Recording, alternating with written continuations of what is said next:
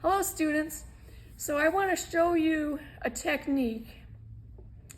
I have a test tube, and this test tube I want to add some distilled water. So when you're adding distilled water, make sure that you do not allow contact because you'll have contamination, and we use the test tubes over. Now I know if you're like a medical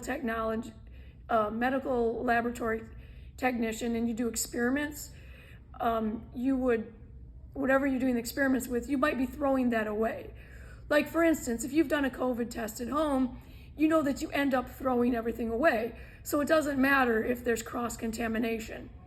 But in the chemistry lab, what we're going to be doing is sharing test tubes and sharing distilled water.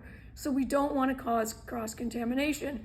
So make sure if you squeeze water in there, the best thing to do is maybe tilt the test tube.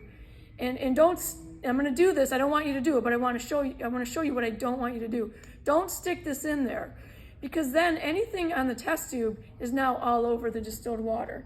Oh, that was cute. I'm glad I wasn't using acid, I was using distilled water. I just dumped it all over my pants. So just make sure there's no contact. Now that is the same with dropper bottles.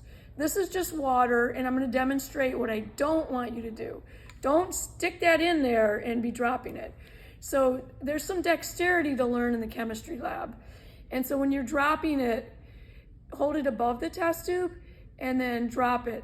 And do it, or you can do it this way if you want. But try not to touch the test tube. And try to do it in the center of the test tube so if you get it on the side, it ends up not getting in the solution. And don't forget, you can always use a vortex to mix what's in the test tube.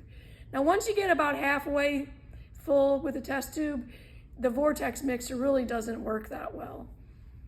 And thank you for watching the video, and I hope you like the lab.